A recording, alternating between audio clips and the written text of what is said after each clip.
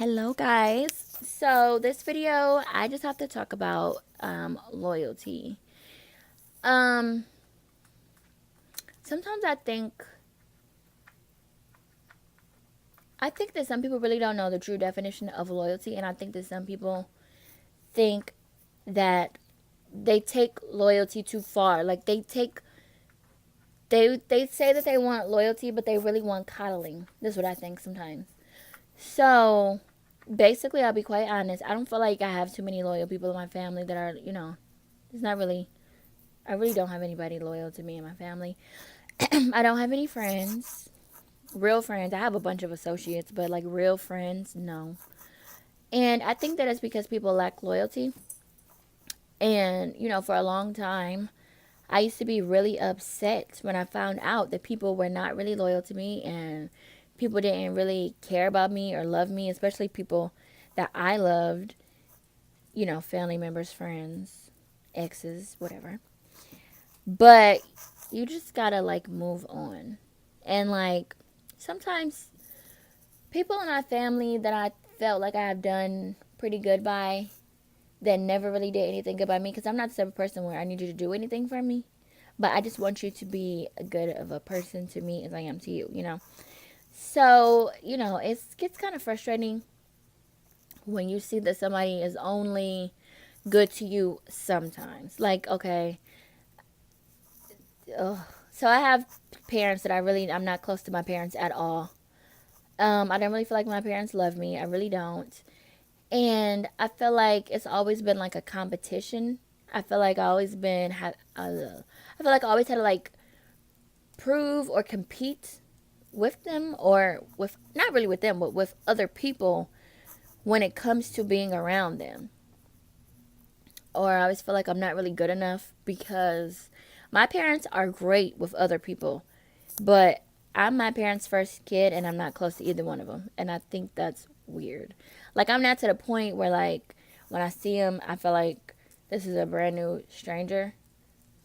I know them a little bit, but I don't feel like, how some people are like, oh, my parent was getting on my nerves because they called me. They kept calling me a million times. And then I called them and I was like, why did you call me a million times? And they're like, because I haven't talked to you since yesterday and I'm worried about you. I don't have that. And no. I text my parents every now and again, but talking to them every day, this never happened. But I get kind of like frustrated because they talk to other people every day. So it's just like, what the fuck? You know? Ugh, it's annoying. It makes me angry, which means that I'm not over the shit. But ugh, you know, I'm just learning, like, you cannot force someone to care about you, even if it is the person that gave you life. You cannot force them to care about you the way that they should, or the way that you feel that they should. And you only have to do what's best for you, because even though it took your parents for you to be here, at the end of the day, you're by yourself. And you're going to die by yourself. So you have to make yourself happy. And you have to do right by yourself. So that's what I'm learning. Because there's a lot of people in my family. I'm already not close to my family. But it's a lot of people in my family that I've just cut off. And like sometimes I just get so bored. And I just feel like so alone. And sometimes I want to talk to people.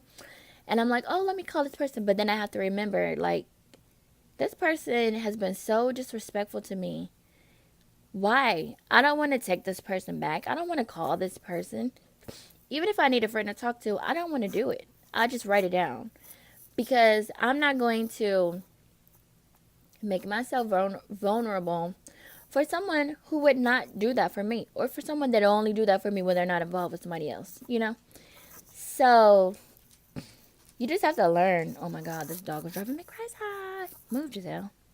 You just have to like learn and get over it. I have a sinus cold. It's finally the summertime around here, and these allergies is kicking my butt. But you just have to learn to live with yourself, even though in my case it's boring as hell.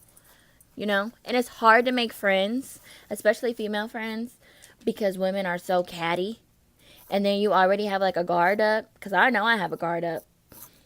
Because, I never had real friends. I had people that I thought were my friends, and then come to find out they're little backstabbing liars.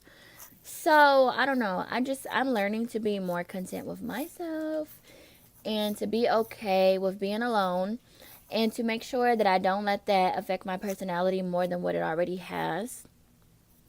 And make sure I care about myself and make sure that I do right by myself. But I'll tell you this, if you have a person in your life that you are constantly doing good things for and you ask them to give you a hello or whatever and it's a burden, that's a sign. Let that person go.